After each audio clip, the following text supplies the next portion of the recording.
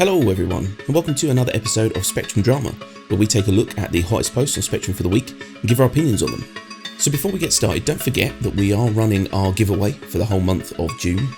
So all you need to do to be in with a chance to win one of those tumble bikes is to leave a comment, and don't forget to append your comment with either TR or RC, and if you have no preference then TRRC, and that will give you a chance to win those bikes. And every comment on every unique video gives you an extra chance to win, so get commenting. Also, just one quick thing to point out before we get started. I sound like crap. I've been very ill the past week and I'm just getting over stuff. My voice is a bit ropey, so you just have to bear with me. And also we have no Cryoko today. Cryoko has some commitments for the weekend, but I thought we'll try and get this video out anyway, so I'm going to solo it today. So this should be interesting. Just my opinion, should be pretty quick. So let's get started.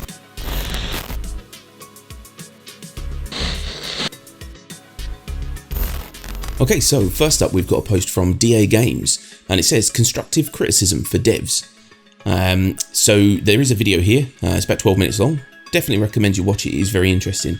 He thinks highlighting feedback of our collective PU experiences is important, to make this game a reality, the reality that we all want. So the video basically highlights comments from basically his YouTube channel, all the problems that people have had in the PU. And I think this is a very good idea. People always put a negative spin on this sort of thing, but this is the only way that game developers will learn, is if people like us tell them the problems that we're having. And I know they've got a very, very good system in place to be able to give them this feedback.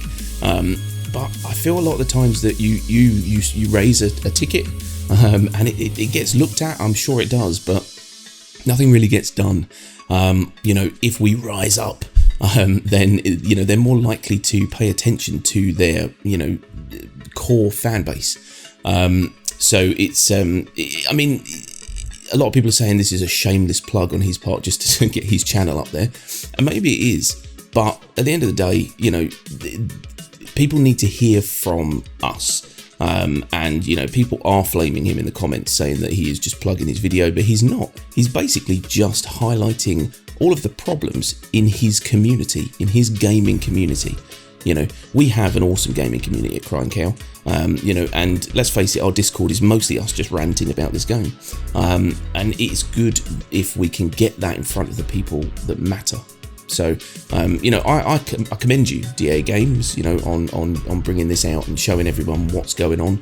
There's a lot of problems at the minute. 3.5 was a nightmare. 3.5.1 was supposed to fix that nightmare, but really it just changed that nightmare into a slightly different nightmare, especially for me.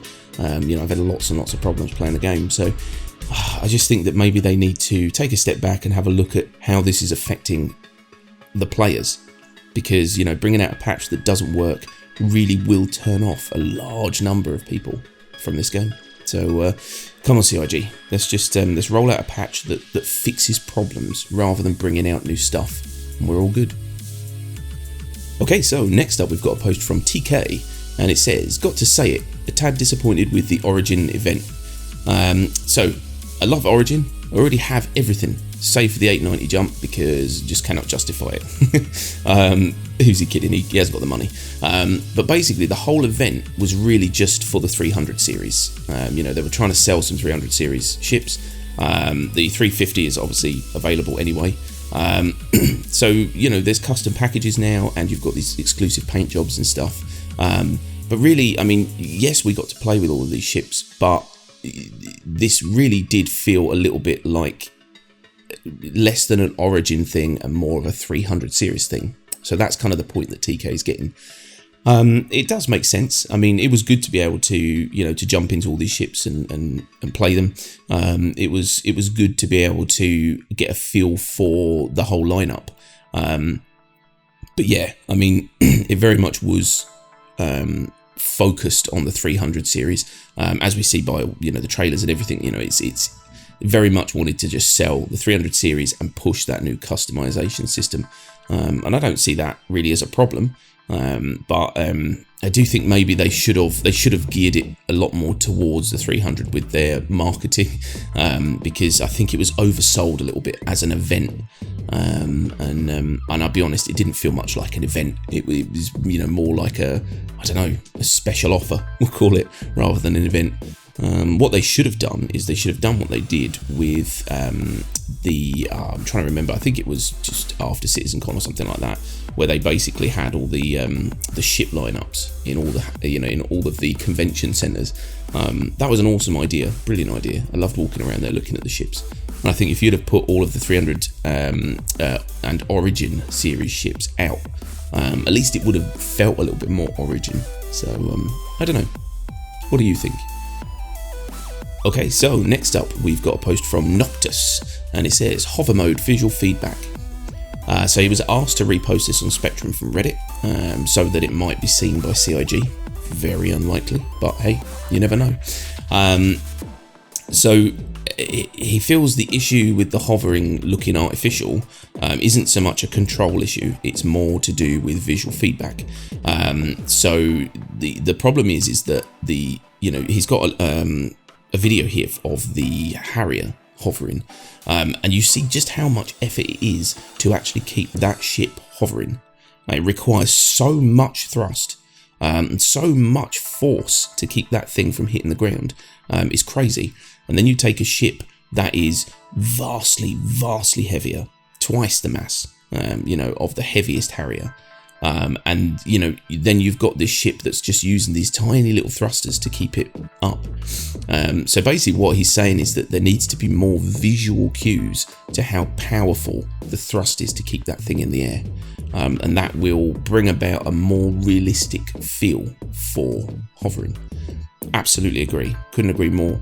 The hovering did feel good when I watched that video. You watch him moving around, it had the movement that you expect, but the one thing that it did lack was that visual cue that you are pushing so much thrust down to keep that ship hovering, because pushing a ship through the air at speed using aerodynamics isn't that difficult now, but having a ship just stay floating in mid-air requires so much thrust to keep that weight from hitting the ground. And yeah, I think they really do need to work on that. But again, I mean, this was one of the first things we've seen of this. So, I mean, we are kind of judging the first iteration a little harshly. I'm pretty confident that what they're going to want to do is they're going to get the mechanic right. They're going to make sure that the actual flight experience is correct first, and then they will roll out more visual and audio, upgrades, we'll call it, to the mechanic. Because at the end of the day, there's no point getting something looking perfect and sounding perfect if it doesn't work. So yeah, you do really need to kind of sort of take a step back and look at this as a process, and that is the process really. They need to get that mechanic working first, and then add all the niceties on afterwards. But definitely agree, they really need to push that visual aspect of it a lot heavier, and definitely watch the video, because you'll see exactly what he's talking about, the amount of force that is actually needed. Very interesting though. Yeah, thanks Noctis, good post. Okay, so last up we've got a post from Shal9000, and it says, not my best parking job, but it'll do. And there's a bunch of images here, they're quite hilarious. I've no idea how you've managed to get your ship into Levski, but it's very impressive. And basically there's just a ship parked in the middle of Levski. There you go, that's pretty much it, there's not much more to say. I mean, it's impressive, I don't know how you've done it. This is the kind of thing that Crying Cow will do on a daily basis. If we can, we'll try and put a ship somewhere it's not supposed to be, so we commend you, sir. Yeah, definitely, if you happen to watch this, then yeah, let us know how you managed it. We may even ask maybe to piggyback the next time you do it. Maybe we'll come along and try and stream it. But it's yeah, very well done and very entertaining. Okay, so there you have it. That's my posts for the week. So a little bit shorter than normal, obviously, because I'm on my own. But I hope it wasn't too terrible with my voice. I'm a bit Barry White at the minute. So there you go. So thanks everyone for watching. Don't forget to get commenting for your chance to win that tumble bike. And yeah, don't forget to like and subscribe for more Star Citizen content. Thanks very much, everyone, and we'll see you next week. Bye-bye.